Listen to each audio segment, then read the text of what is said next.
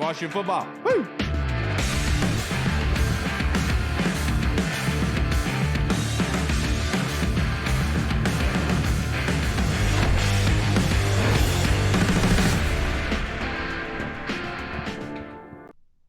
Hello, everybody. Welcome to the Burgundy Zone. I am your host, Kyle, and I am joined by my two co-hosts, Michael Hall and Michael Reed. But we are joined by very special guest, Kelsey Nicole Nelson. How are you doing tonight, ma'am?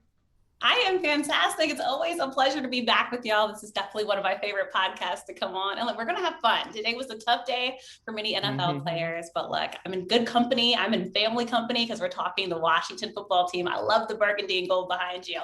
Yes, ma'am. And speaking of fun, we just announced that we have teamed up with Listen Frederick. So the Burgundy Zone is part of Listen Frederick, a curated network of local podcasts produced in and focused on the Frederick area. Along with highlighting local talent, Listen Frederick hopes to bring local stories, voices, and personalities together to create a podcast community. Listen Frederick is part of the Manning Media family, home of Key 103 and 106.9 The Eagle. You can check out more about us and other shows on the network at www.listenfrederick.com. Without further ado, Kelsey, I have to ask you, one of the biggest names of the cut day from today was Jimmy Moreland. The fan base has been irate about it. What was your feelings with Jimmy Moreland not making the team? Oh my gosh. So look, I have to tell you this. Jimmy Moreland was my actual first interview when I joined the Washington football team. So he was like the one that kind of ushered me in and let me know I could do it. And then I had a chance to actually meet both of Jimmy's parents last year. So I feel like I have that personal connect. And look, the people's corner. Everybody loves Jimmy Moreland. And I think besides the Cam Newton news, that was the one that I was just like, wow. Yeah. But at the same time, I think we know there has been a lot of competition in Washington. And look, this Washington football team is trying to repeat as NFC East Division champions. And honestly, I think they have a great chance to do that, especially because there's many questions around Dak Prescott's shoulder. I'm sorry, I'm not sold on it yet. I want to see if it's fully healthy. And I think that's going to be the competition that Washington has. But also, let's be honest about last football season. Our secondary was the big question when it comes to defense. Everybody knows our defensive front is going to bring the pressure. They're already scared. They're looking at Chase Young and like, oops, all right, we got to prepare for that. But that's why when the pressure is coming, they're making the other offenses were making sure that they could get the football out quick, right? And they knew that our secondary was maybe the way that they could possibly find positives for their offense. And so I think when we do look at our secondary last year, we want to improve. But I think, again, the competition was stiff. It hurts because the fans loved him. I think he will still land on his feet. So I would say I was surprised, but at the same time, I feel like it was something that I could kind of see coming as Washington tries to kind of shore up some of the problems last year that they had, because again, they want to repeat and they want to go further in the NFC. Right. And this is a team that people are saying, if it's solid, that secondary is solid, and we get this offense moving with hopefully Ryan Fitzpatrick, Washington is a team that people are seriously going to have to see as true contenders and no longer pretenders. Yeah, right. 100% agree with that. Like you said, definitely sad to see Jimmy go, the people's corner. But like you said, he's going to land on his feet. He can definitely play in this league, and he'll be playing on Sundays. I'm confident of that. Yeah. Oh, yeah. And another guy that was cut today was AGG.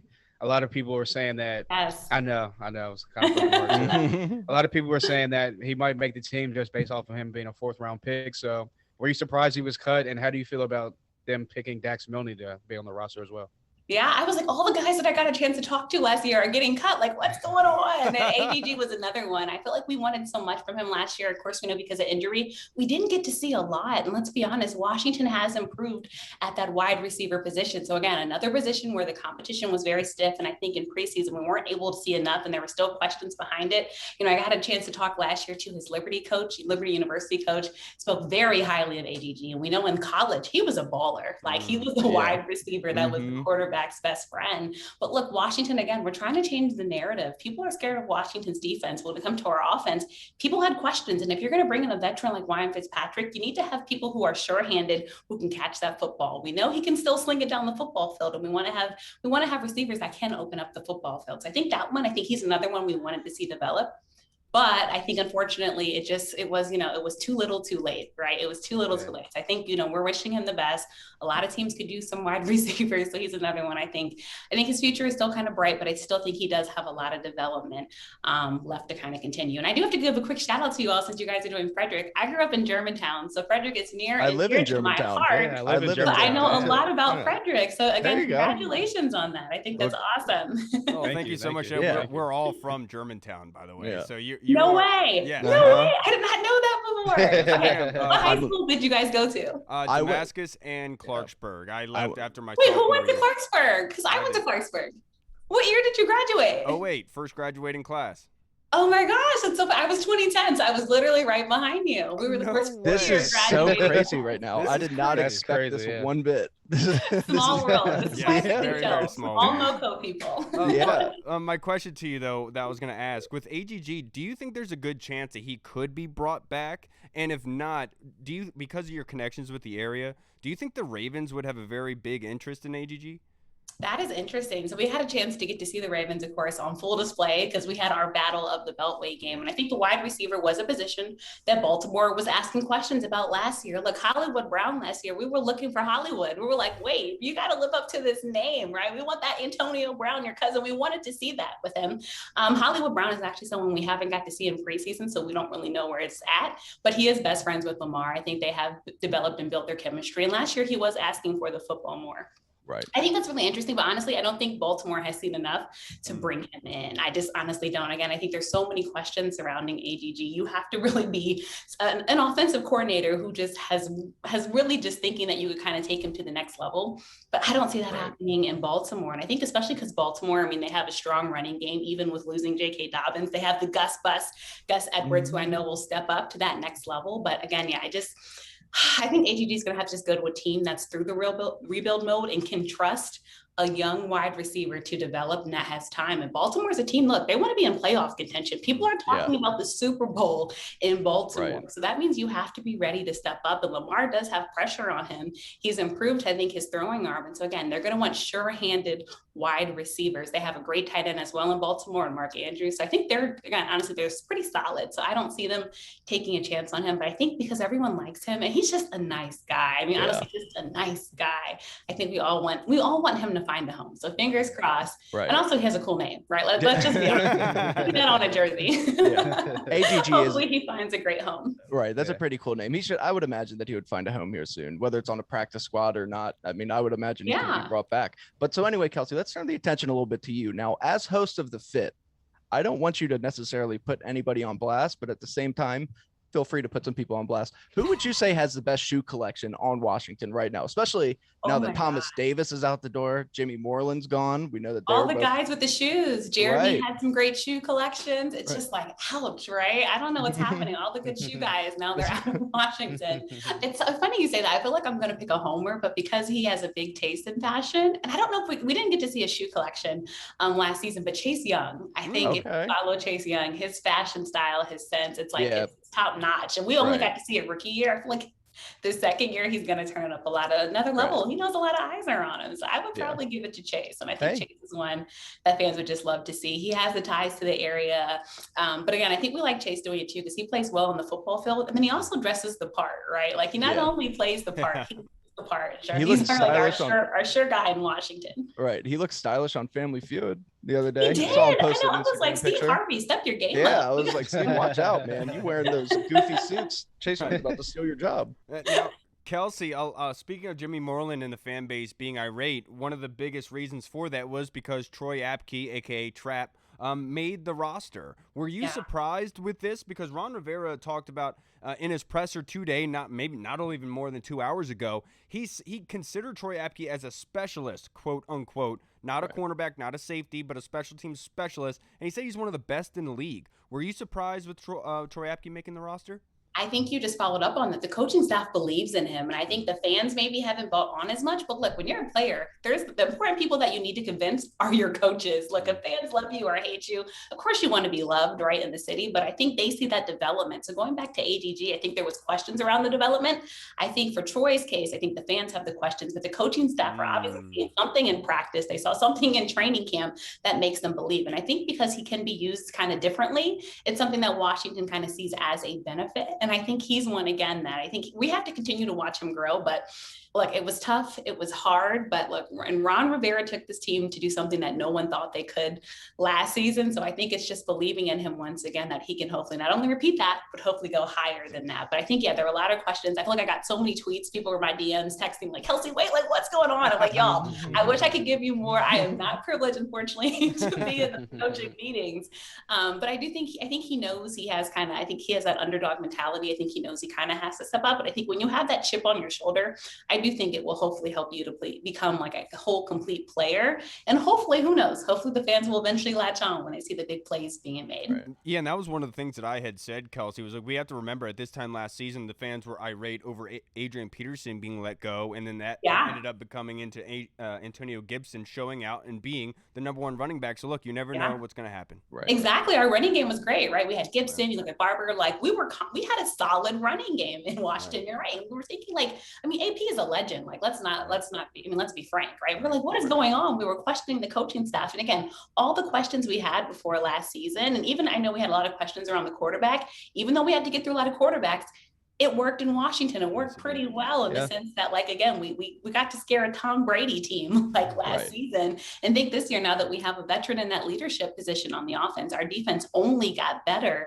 Washington is in a great space. I think, we've questioned Ron before, and he's let us know, though, he has dogs. And Ron Rivera is also in that mindset that the next man has to step up in Washington, right? We've seen injuries, unfortunately, plague this team before. But again, the next man up mentality. And I think this Washington football team has a chance to be solid this football season and bring back winning ways to Washington, which is what we want in Washington, right? We want to see burgundy and gold everywhere. We want to see fans go crazy now that fans can be back inside the stadium for the regular season. And look, in Ron Rivera, we trust, I'd say. I think he's one of the most beloved coaches, not just in Washington, but I would say within the National Football League.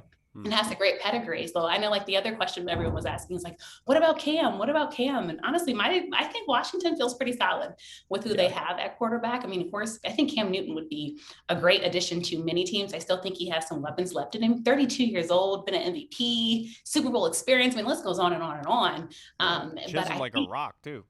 Look. But I think, and I know fans would love to see him in Washington, but honestly, again, I think Washington feels pretty solid and sold with what they have and the pieces and the chemistry they've started to already build. Right. Real fast, I would pay good money to see Cam Newton on the fit. Cam is a he would be the premier guest. He's literally him and Russell Westbrook would be like the two perfect guests for that. Then Russell had to leave Washington. I'm like, before I get you on, Russell. And of course, you know that Cam, you'd probably have a whole episode just on his hats. Like literally his hat collection is insane. And I feel like now in New England, we're like, well, what do you mean? We don't get, I mean, Cam is like great, not just as a football player, but the storylines that follow him. And honestly, I think we all love Cam because he's authentically himself and like just doesn't care what other people think. Same thing with Russell Westbrook, but they also get it done in their proven sports. And so I'm very interested to see Cam's landing spot. I think we will still see him maybe in that QB2 role, but look, I mean, you have to adjust, right? Jameis Winston had to kind of go through that growth period, and now we're seeing what he's doing in New Orleans. But it happens to pretty much all of them except, I guess, Tom Brady. He's the one that's Pat Mahomes. And Patrick Wright and Pat, oh my gosh, just another great quarterback that we're excited to see. And it's funny too, when you think about quarterbacks, I've just been so impressed about how young the AFC East quarterbacks are. Like, I mean, it's insane. They make me feel like a grandma. Like, I mean, we are in great hands. And I think really the future of football is in great hands. And I think cut day is so hard because you see so much talent cut. I mean, a good talent cut, then you also remember about all these young guys that just came into the league that have played for these positions and spots. And also the older guys that have just turned it up a notch. And I think that just shows you why the NFL kind of continues to be that premier sporting league, because the talent is always there and it's always coming and it's always proven.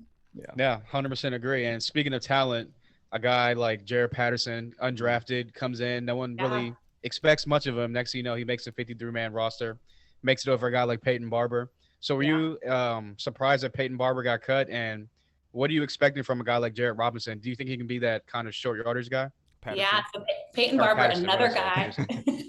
Another guy that I had on the fit last year. I'm like, oh my gosh, I got to go back through the guest list. I'm like sad to see them go. But I mean, Jarret Patterson, hometown kid, which obviously I'm biased being from the area. I guess we all are because we're from the area. Right. But to really see somebody, not only like, I feel like he had the Chase Young effect where like when you're from the area, kind of the expectations are turned up a notch, but he played his heart out. And I will tell you, I feel like I haven't been like impressed by a player, but he truly impressed me with what he was able to do. And I think his game is magnificent. He has great hands. He can get through the hole so small, but so strong and so sturdy. And I think what we saw was great. And I think that's what Washington saw. They bet on him. And I always tell people to bet on yourself. And I think he proved why Washington needed to bet on him. And of course, it's hard to see Barber go. I think Barber was that guy that you knew for sure could get those hard running downs.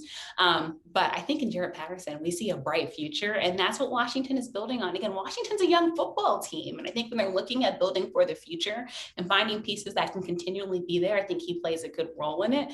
And also he's going to have a great fan base here, right? The hometown people are just going to flock to him. They love him. And I will tell you, I think out of the preseason, he's honestly instantly become a fan favorite that everyone truly adores. And I think everyone's going to be rooting for him. And I think the coaching staff saw his heart. I think he's a player that truly plays with his heart. And he truly knew every down was a chance for him to basically audition and make this final roster. And lo and behold, it worked out. So I'm excited to see the final stage play. Yeah, he's super electric. I mean, I think he shocked all of us. I didn't think anybody realized that he could catch. I don't think anybody realized that he could return kicks. And pass blocking was really good too. His pass blocking was very good. So speaking of people that were not expected to make this roster, to you, in your eyes, who was the biggest surprise that made this roster?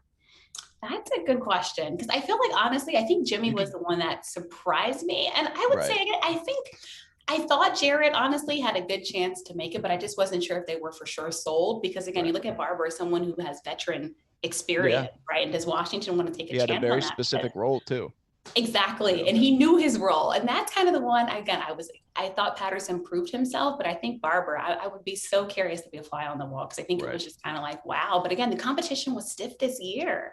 And I think it kind of played out. And honestly, I like Washington's 53-man roster that we have. And hopefully no injuries barring, right? We want a healthy football team. Again, I think on both sides of the football, it's pretty solid. It's truly pretty solid. But I think for Barber, I just think that was kind of just like, wow, that was my kind of wow moment. But again, preseason, hey, everybody has to step up, right? And you have to play your role and kind of take it up a notch. It's a competition on the football field. You want the best players. Like football, you want warriors, right? And I think that one was just really hard. But again, I think with Patterson, Washington's in good hands. Excited to see him continue to develop. But I think if I'm Ryan Fitzpatrick, honestly, on the offensive side, I'm happy. I got to another team. I've been around the league for a long time, but finally a team has given me gifts and presents that I can fully enjoy. And so Ryan Fitzpatrick can play good football. And I say turnover-free football. Again, look for Washington's offense. I think it's been underrated, but just to be solid. And I think put points up on the board. I think something that honestly I was kind of disappointed with in the preseason, and I know Baltimore played some of their starters, but when you looked at the final yards and the final time of possession from that last preseason game, if I was the offensive coordinator, I would have a lot of talking to do to that football team, right? Because I mean, again, I know it's preseason. I know the Ravens were playing for the record, and they got the record with the 20 preseason wins. But I think our offense, again, if you have a great defense, it's like that's going to get you off the football field, or get the other offense off the football field and get you more time on the field. You want to maximize that time because we have a great defense, but we don't need a tired defense. And so that means the offense is going to have to make sure that they maximize every single possession on that football field. Now, Kelsey, one player, speaking of underdogs with Jarret Patterson, one player being Sammis Reyes, the Chilean champion, he made this football team. He made the 53 without any prior experience. And if you can, for fans, try to explain to them how insane that is.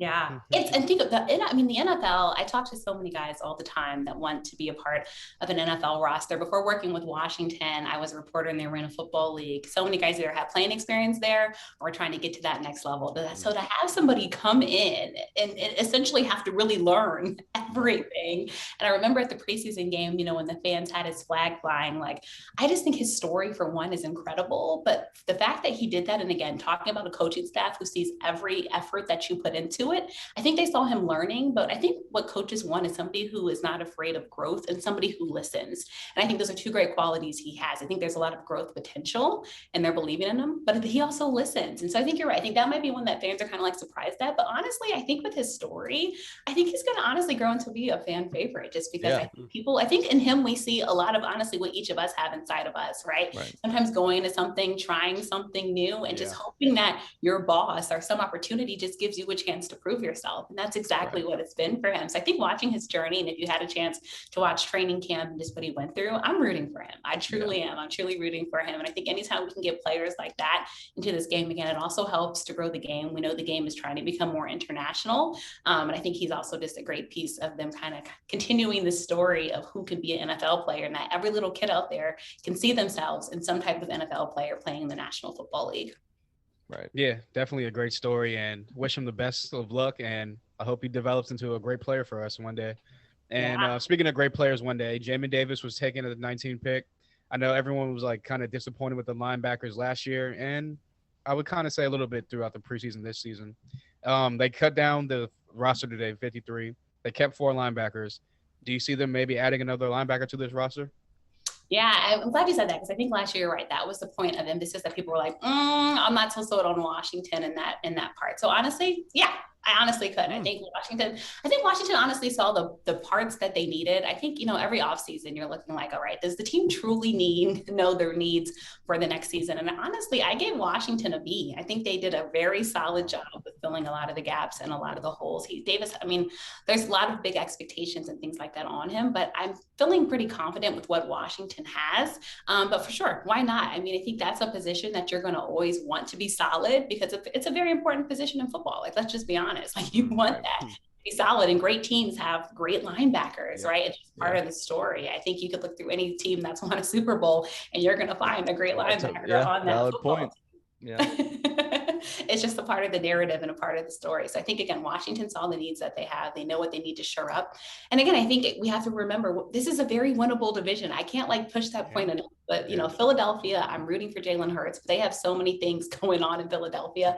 I just think they're going to go through a rebuild mode. We know what's happening in Dallas. I think Dallas is going to be only as solid as Dak is, because if you look at the backup behind Dak now, you better hope that Dak stays healthy and that the Dallas Cowboys can play some great football. And then honestly, the Giants, I've never been a true big believer right now. I like Daniel Jones. He's a solid player, but I think the Giants also have questions. And I think also Washington has a revenge game against the New York Football Giants after last season, right? That was ridiculous. Now to wrap this up here, Kelsey, I know I told you a little bit shorter, but you've done so great. I wanted to continue this. So I'm going to ask you the first question first. After you're done answering, I'll ask you the second part. The first one, Tory McTyer, another underdog that came out of nowhere for this team, made the 53-man roster. He got knocked out of the Baltimore Ravens game with the concussion issue. Do you think that that's going to possibly lingered, or do you think he's going to be available week 1 on the 53?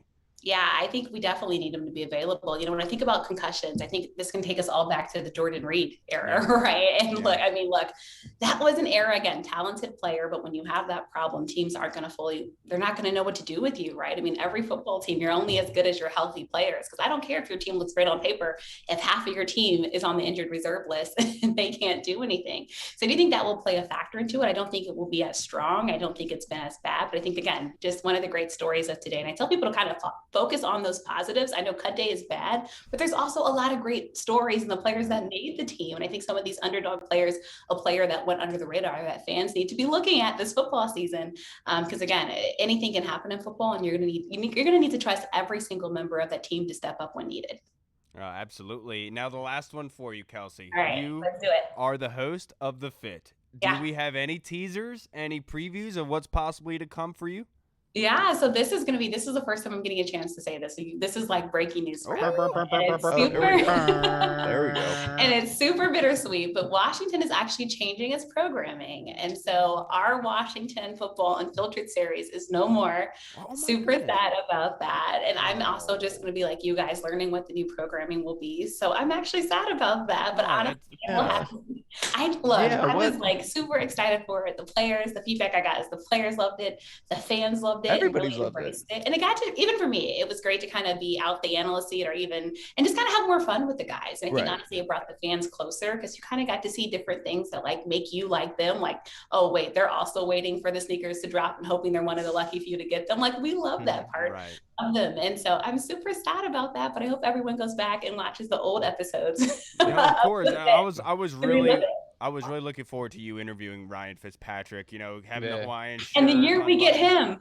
Right. Exactly. That was going to be perfect for you. Now, to wrap this up, Kelsey, I can't thank you enough for doing it, but I did want to give you your flowers because you were voted the DMV Sports Media Person of the Year. Yes. I did not give you that acknowledgement when you first came on to the pods. I want to apologize. Congratulations for that. Obviously, it's well warranted based on all of your answers. That was incredible, Kelsey. You did great.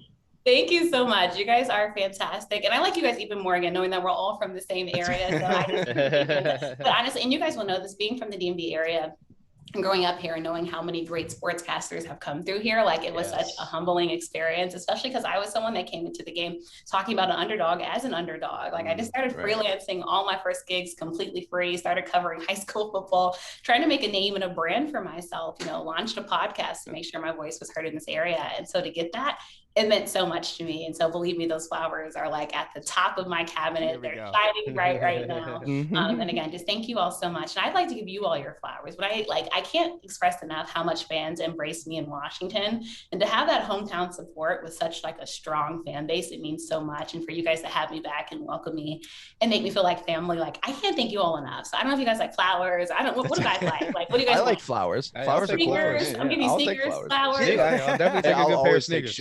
We'll take whatever you got, Kelsey. Do you have any money? I could really use some money right now. Well, look, that one we'll work on. All right, Kelsey, before you go, if you just want to let everyone know, like your social media handles, they want to follow you, be able to follow your work and your career. Of course. So I'm on their social media, The Real K Nelson, Twitter and Instagram, Facebook, Kelsey Nicole Nelson, and check out my website, kelseynicolenelson.com. Looking forward to following fans all season long and more content to come. Look, I'm still doing football shows and things like that, so still follow my contact. I actually just had Bryant Young on the show. So if you know 49ers football, Bryant Young was fantastic to have, talking about another underrated player that's hoping he gets his flowers into the Pro Football Hall of Fame. So put that out there. But yes, definitely follow me and watch the content. Thank you all so much again for having me. Of course, Kelsey. I can't thank you enough for taking the time out and speaking with us. I hope you have a great night, and I'm really excited to see what else you got in store for us. Thanks so much. Appreciate it, guys. Have a great one. You too, Kelsey. Have a good night. Thanks. Bye. All right, everybody. We just spoke with Kelsey Nicole Nelson. I mean, dude, we've interviewed a bunch of people on here that are very knowledgeable analytically, that can break down the game of football. I haven't seen much better people do it than Kelsey. I was incredibly impressed. Right. There's a reason why she has the name that she has, and there's a reason why she's done so well with herself. It's crazy. I didn't know that she went to Clarksburg. No, neither did I. I felt terrible because I don't realize at all. No recollection. I'm surprised that she didn't bring it. I'm surprised that she wasn't like, oh my God, you're that kid that was bullied super hard every day. You were constantly shoved in lockers and trash cans. I remember you. You have a plaque on the wall because of it. Remember that? The only time that happened to me was when I was at Damascus when I was a freshman, because my sister was a senior. So all of her friends, like, they came up and F'd me, which they would come up with a marker. They did what to you? Oh, and they would write an F on your forehead. It was called F in the freshman. Damascus is also like weird stuff. So, dude, I was hounded in those hallways, dude. I was running for my life for that time, but not at Clarksburg. But thank you so much for joining us, everybody. This was a big day, huge cut day. And a lot of crazy, surprising news has come about. So thank you for coming here, being able to look into the Washington football team, because we have a bunch of fan questions to go over that's going to look at a bunch of the positions that were solidified today with the 53-man roster. So let's start with our number one fan, Tony Shivers, our guy. He wants to know, and Hall, I'll go to you with this first. What are your thoughts on the overall talent on the team compared to recent seasons? Like, let's say 2015 with Kirk Cousins and Jordan Reed, in 2012 RG3 and Alfred Morris. See, the thing about those teams back then was the offensive side of the ball. Yes, RG3, the running game, Pierre Garçon, Deshaun Jackson, Jordan Reed. Obviously, we still had Trent Williams at the time. Yeah, right. A lot of big name players, a lot of top heavy players as far as the roster goes, but they produced. Everyone was doing their thing. Same thing in 2015. You have Kirk Cousins throwing for like almost 5,000 yards, win the division that year. I think Deshaun Jackson, pretty solid. No, it wasn't. It was a pretty bad running game, but and the difference between I was trying to be nice to Jay Gruden. It was like Matt Jones. Yeah, I know. Like that wasn't all Jay's fault right there. That wasn't Jay's fault.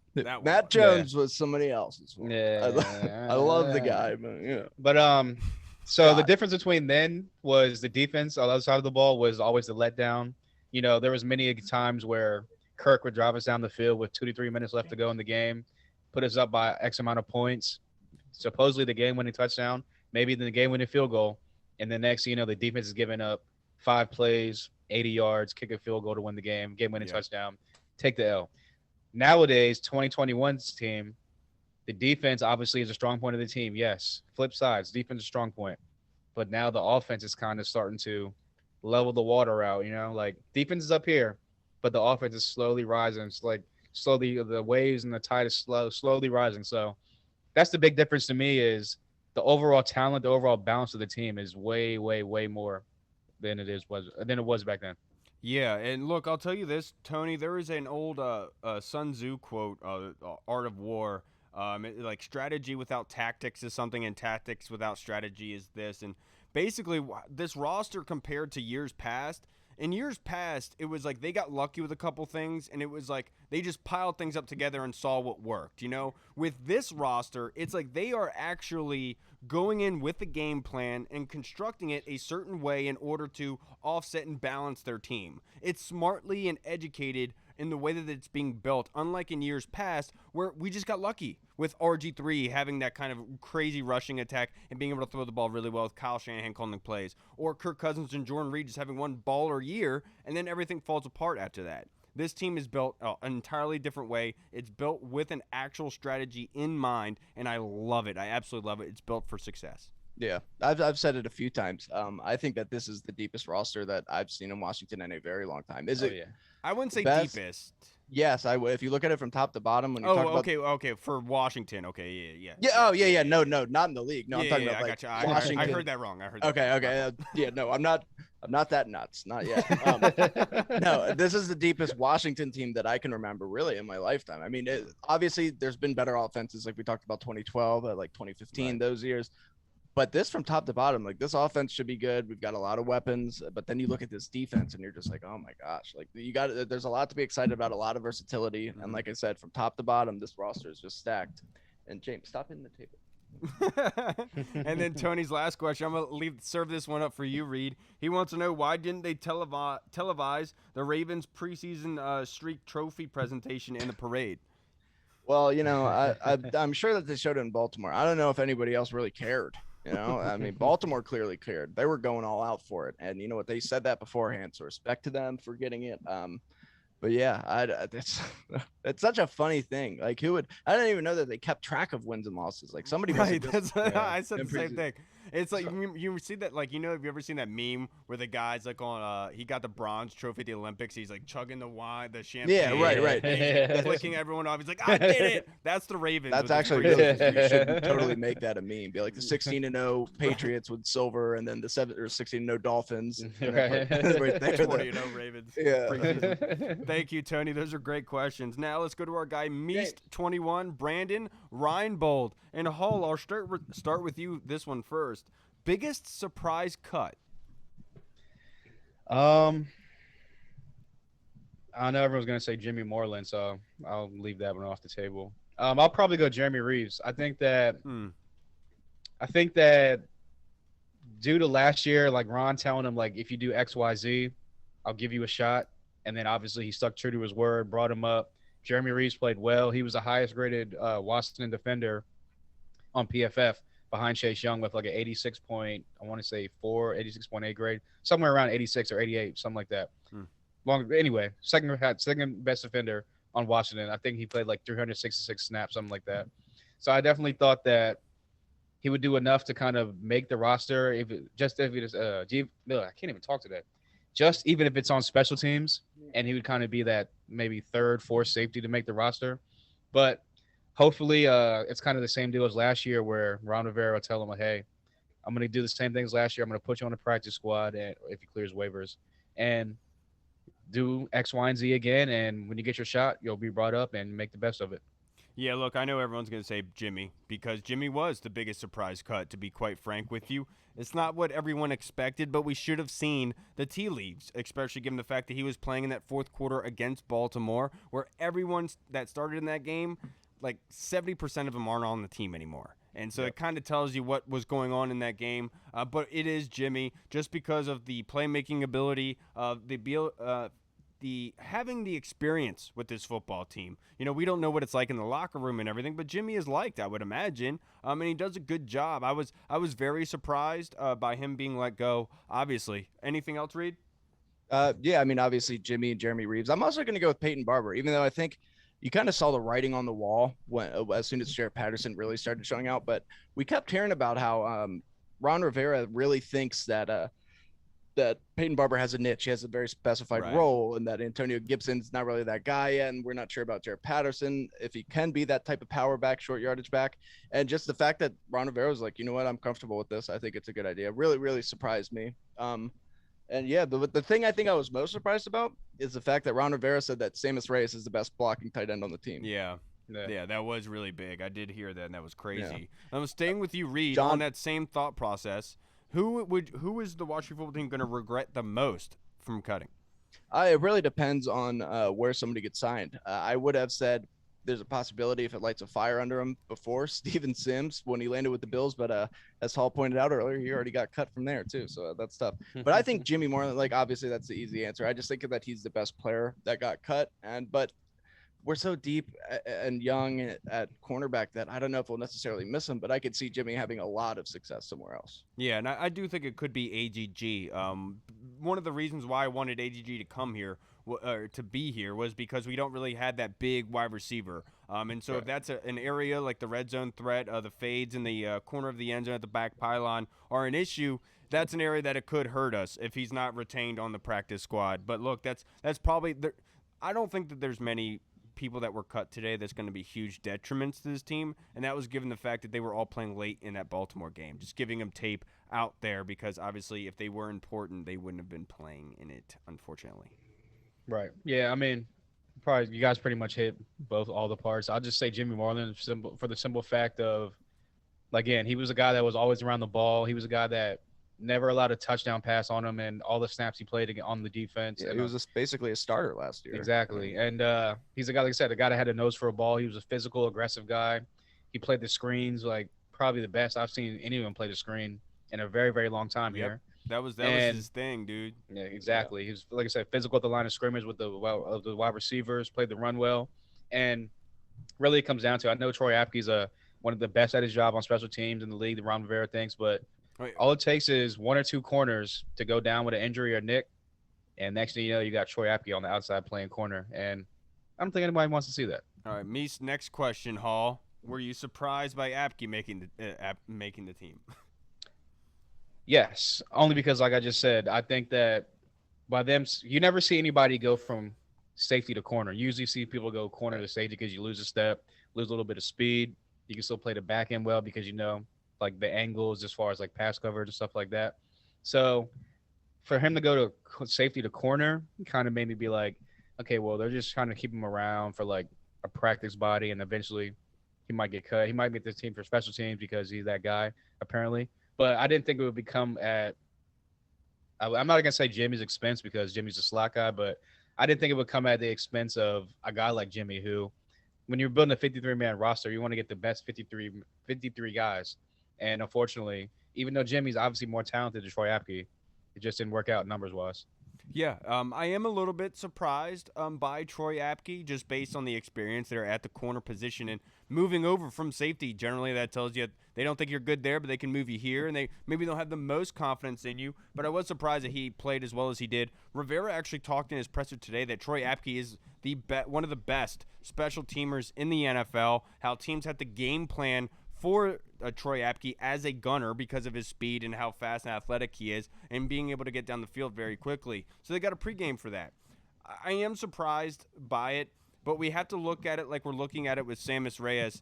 The staff is looking at Troy Apke as somebody who is an athletic freak that is raw at the position. And when you look at that, their ceiling is very, very high based on those athletic traits. So if you're looking for a depth piece, if you're looking for a special teams piece and a piece that could come into fruition out of your depth, but in the future, obviously it makes sense that Troy would be the pick. And I'm not saying that Troy is great. He's better than Jimmy. I don't think so. That's why they let Jimmy go, so he can go with another team and be a starter possibly later down the road. Right. Yeah. And also, if you look at it, a lot of the guys that play Jimmy's position or that can play Jimmy's position inside, I mean, obviously you have Bobby McCain, you have Kendall Fuller, you have Daryl Roberts.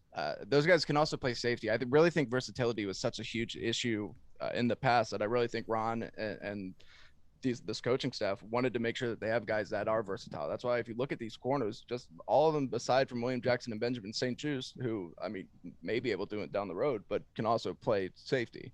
And a lot of the safeties can also play corner. So it's versatility. But yeah, Apke being a white cornerback, it's just crazy. You know, you don't see that anymore. You don't see it anymore. You really don't. But look, the Washington is a team of firsts, obviously, that they've been proven the past over the years. So now our next question is from our guy, Eddie. And he wants to know, is there a surprise person that made the roster? I'll go Dax Milne. I thought he was going to be a practice squad guy. I know he's showed flashes. I know the coaches have said that he's shown a lot of growth throughout the OTAs and training camp. So I definitely thought that he would definitely be a practice squad guy, barring he cleared waivers. And I was really, really surprised he made the roster. So that shows me that they see something in him and he could possibly contribute this year at some point. Yeah, for me, it's probably, even though I picked it, it's going to be Tyler Larson, just because that backup center spot. They spent a draft pick on Keith Ishmael last season. Wasn't sure if he's going to be able to be that backup center, but Tyler beat him out, and he made the 53. I know we did the Washington football team projected 53-man roster for rep to district, and we had Tyler Larson making it in our projection, but I still do think it is a little bit of a surprise given the fact that he was brought in the offseason. I know he came from Carolina, but over Keith Ishmael, I thought that was a little bit surprising. Yeah, I'm going to go with Derek Forrest. Obviously I get it. He's a rookie. He was a mid-round pick, but he started off strong in the mini camps, and then he kind of tapered off, and you didn't really hear anything about him. And except for he had a helmet-to-helmet hit. That was just like, come on. Just the fact that they ended up keeping 6 safeties in general, I figured he may end up being the odd man out. He wasn't. He made the team. Obviously, he's got rare athletic traits. The coaching staff likes that. So, but I was a little bit surprised that he made the active roster. Yeah, and then KB on Twitter today, a very popular person, had talked about how back when the Dwayne Haskins strip hotel thing happened with the COVID and everything, that apparently Keith Ishmael was seen with Dwayne in that Instagram story before they went private. He never wanted to say anything, but when he got released today, he put that out there. It was Keith Ishmael was the other guy that was with Dwayne out during that time, unfortunately. Now our next question is from Scott Hartley in the UK. Oi! Our boy. He wants to know, Reed, I'll start with you. If the released players, hypothetically, all clear waivers, who would you bring back? Ooh, see, that's a tough one. I think, a lot of the roster, I'm sorry, I'll try to speed this up, but a lot of the rosters, it's weird because, some of the guys, obviously you want to say Jimmy Moreland or you want to say Antonio Gandy-Golden, but we're so deep at corner, we're so deep at wide receiver that it's kind of hard to say that, they deserve to. We should bring them back. But I would say AGG on the practice squad, I guess, because I like his potential and he could be brought back, I think, to do something. He's got rare traits that you can't teach, his size being namely one of them. He seems like a good guy. So I would say, I guess Antonio Gandy-Golden, but I don't see where he fits on the active roster. No, and I'll say, I guess Wes Martin, I was intrigued with his film over the past couple he did play weeks. A lot better. His run blocking got really well, but I know he was embarrassed last season of pass blocking, and that's his weakness. That's what he has to get better at. But I definitely do think Wes Martin should be brought back without a doubt. And then on top of that, if you can somehow retain Jimmy or AGG on the 53, that's a huge plus. AGG especially because you can still progress him. Nobody else is going to be able to live off of your stock that you put into him by drafting him and all this time. I want AGG to be able to come back, progress with Drew Terrell, the wide receivers coach, and Terry McLaurin. Get better, dude, and I want to see him come back on this team, but most likely he's not going to, and there's going to be somebody requesting his services during the entire waiver period. That's when we'll find out who's going to be able to come back. What about you, Hall? Yeah, I mean, obviously the easy one again is Jimmy because he's so well liked. He was such a ball hawk. He was pretty solid, like I said, when he was on the field playing for us. So that would be the easy one. I guess another one would be, yeah, I'd probably go Wes Martin as well, just because, like you said, he showed a little bit here and there towards the end of the preseason. His run blocking was pretty good. You'd like to see him come back, maybe get a little bit better in pass blocking, and maybe be like that swing guard or something like that down the road. But look, at the end of the game, and at the end of the day, these guys are all just Jags at the end of the day. So, Look, it is what it is. 2 players, honorable mentions, Jeremy Reeves and Isaiah Wright. I would like to see both those guys come back. Isaiah Wright can be used as a return specialist and as a depth guy based on injuries and stuff like that. So it would be good to have Isaiah Wright in there as well. Yeah, I was thinking Isaiah Wright too, but again, it's kind of like, well, we have Humphreys, we have Dax who can probably play in the slot. We got Curtis Samuel, obviously, who had his career year on the slot. So, And now this next question is for you, Hall. I cannot wait for you to answer this one. BK, my brother-in-law, Barcod. My man, what's up, BK? He wants to know, should the Washington football team sign Cam Newton? Yeah, that's going to be a no for me, dog. Famous Randy Jackson quote. No, I mean, look, I'm not even trying to fry up Cam Newton because I do still think that when I think that he showed this preseason that he's a little bit more healthier this year. He's a little bit more not back to obviously Cam Newton, but I think he's still a watered down Cam Newton, which is still get it done in the league. I just think that obviously they have Ryan Fitzpatrick. They just named him the starter. They're not going to bring Cam in to compete throughout the season with a guy like Ryan Fitzpatrick when they already have a guy like Taylor Heineke who's shown that he can come in, step in, and when needed, get the job done or do good enough job to get the job done. So yeah. And again, at the end of the day, I know they have no weapons in New England last year. I would like to see what he would have done this year with all the weapons they brought in. But come on, he threw 8 touchdowns. Yeah. Look, I don't know. I don't think Cam Newton, the Washington football team should sign Cam Newton, to be perfectly honest with you, BK. I was like that in the offseason, but now the timing is too far past. Only 2 weeks away from the season.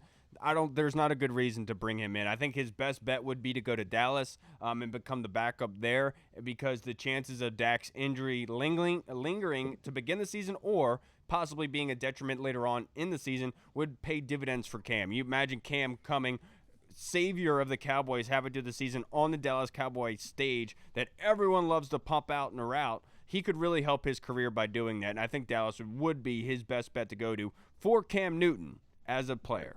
Right. Yeah. I mean, just know if we didn't bring him in here last offseason when everything was still up in the air, you saw a young quarterback that he could possibly learn from. You're not going to bring him in this year when you have somebody like Ryan Fitzpatrick and Taylor Heineke that I think that they actually really like because they see that he's a gamer.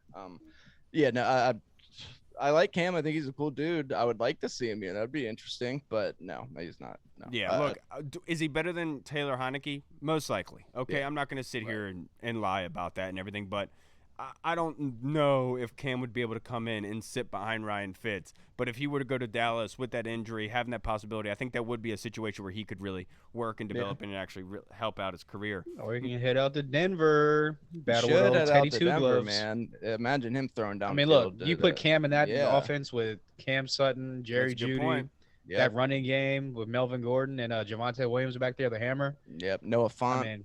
KJ Hamler, speed. People were talking about their Aaron Rodgers away from going to the Super Bowl. I'm not gonna say Cam would take him to the Super Bowl, but it definitely will put him in contention in a hard ass division in the AFC West. Yeah, you're absolutely right about that. Contention for second place. BK's next question, Hall. Why did the Washington football team cut Moreland?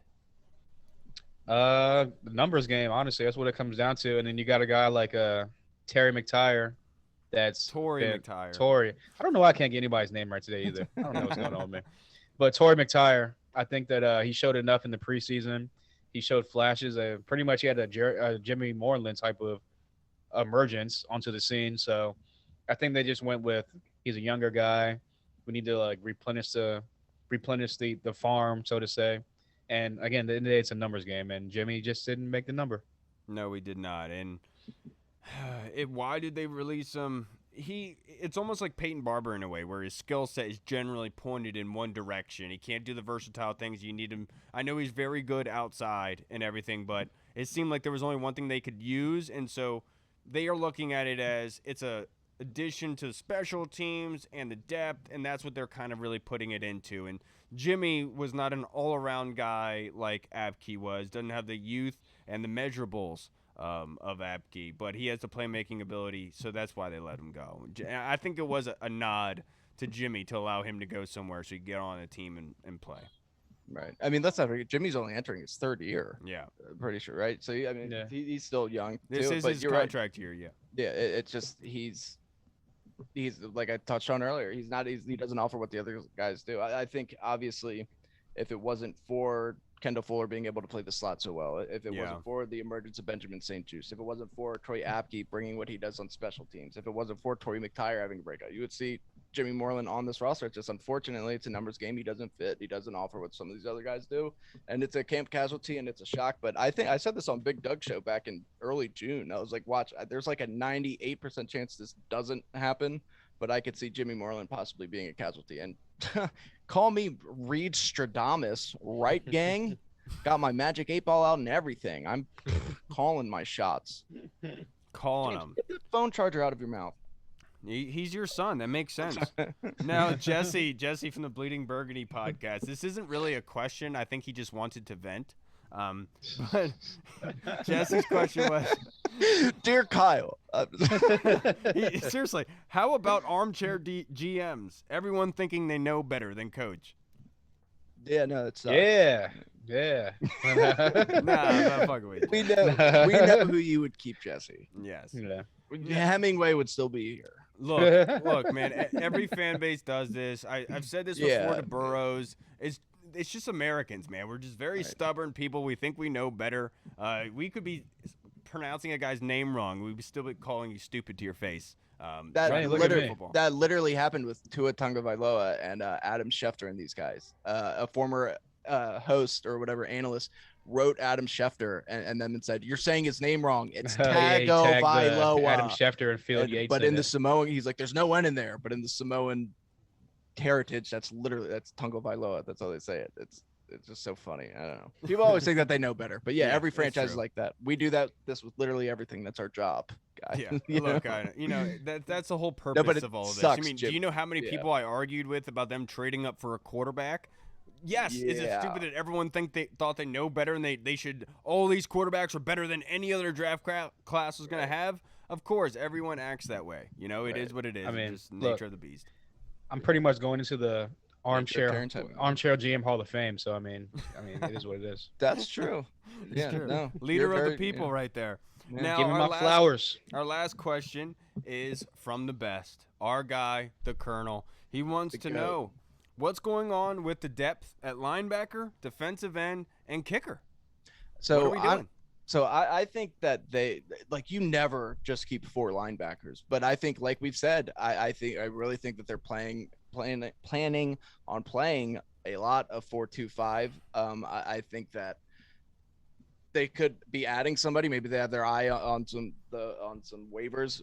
But you never keep 4 linebackers like that. Like it's just there's 3 linebacker positions. The guys that they did keep, I guess I get it because you can kind of use Landon Collins in a linebacker type role, even though I know he doesn't want to hear that right now.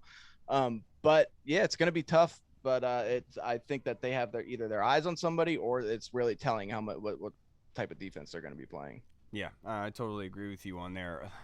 Linebacker, I'm not overly concerned. We've talked about this many times where we thought the base defense was going to be a 4-3, when in reality it's more like a 4-2. It's based on formations, and last season they couldn't stop the run generally, and it was based off of what was happening from the linebacker unit. So looking at this team, like Kelsey had said earlier, they've gotten better in their secondary. They've gotten better in those safety positions. So their teams are going to try to spread us out, get us very, very thin, and then run the football. And so that's why I felt like 4 linebackers was most likely going to be the key there. I'm not overly concerned because we still have Landon Collins who can come up into the box. Same with Cam Curl, who can play that Buffalo nickel position as well in that linebacker kind of situation and area. I'm not really expecting all that much from the linebackers from like the depth point of view besides special teams. I feel like that's the only area that you really lack from not having linebacker depth. But I'm not overly concerned, but I am concerned about the DM depth because they released William Bradley King. That was one of the guys that I was very, very surprised by, their 7th-round pick out of Baylor, and they let him go. And that was very, very surprising to me because I've always been the mindset that they should have retained Ryan Kerrigan. He should have continued to be here and been that pass rusher off the bench that you know is going to give it his all, is going to be reliable, and is dependable. That's gone now. And you heard Ron Rivera say yesterday they're looking into bringing in a veteran pass rusher, and I do think that is a concern, definitely. Yeah, kicker. Look, it is what it is with Dustin Hopkins. Rivera's sticking by him, so all we can do as fans is, what, we got no choice but to stick by him. It is what it is. Hopefully he gets his – I know he has like some stuff going on off the field, I heard reported, so hopefully once that stuff starts to like get better and heal up off the field, maybe he'll heal on the field and start kicking a little bit better. What was the second one? Oh, linebacker. I'm not going to say I'm that worried, but I do think they are going to bring someone else in just for like a depth piece and maybe like a special team, add the special teams because, again, you're 1 or 2 injuries away and nicks away from, or maybe one of them is not vaccinated. Maybe something happens with COVID. They get like contact or something like that. They got to stay away from the team. All of a sudden you're down to maybe 2 linebackers on the roster for depth. So I do think they're going to bring in a linebacker. And like you said, Ron Rivera already talked about they're going to look at some DNs and kind of get some DM depth. They want a DN depth. They want to bring a veteran guy in to add to the room. So look for that to be happening within sometime this week, probably. Yeah, probably tomorrow, maybe even tomorrow. Yeah, and there's a couple Panthers, Carolina linebackers that were on the bubble that we were kind of taking a look at that could possibly be brought in for depth pieces in case. But another guy is, I think his name is Daquim Lee or something, but he's in Buffalo, formerly of the Raiders. He's also on the bubble, and I'm pretty sure the coaching staff is really looking at him to see if he got cut or not. There's a big possibility they're going to bring in another linebacker down the stretch here, and we could see that corner or safety being let go to bring that person in, definitely. The kicker, I'm not sure it's going to happen just because of the players that would have to be let go in order to bring competition in, and that's not even guaranteed. So right. I don't think anything's going to happen with kicker. Just make the damn kicks, Dustin. Yes, stop being this guy. Don't be yourself right now. You are not that guy, pal. Right. Be dust in, not dust out. I played. Get out of here, Hall. I played Warzone with this guy, like this random dude who, like, his saying was saying that. Like, every time he killed somebody, he was like, "You are not that guy, pal. You are not that guy." He said it like 10 times. Like, I like that saying, but you're ruining it for me. Yeah, that's so cringe. In Warzone, he was saying that. Yeah, it was horrible. All right, everybody. Thank you so much for tuning in to this episode of Project 53 of the Burgundy Zone. I am your host, Kyle. I hopefully will not have mush mouth, and I'll get people's names right on Thursday. Most likely not, Hall. Yeah. And who are we kidding here?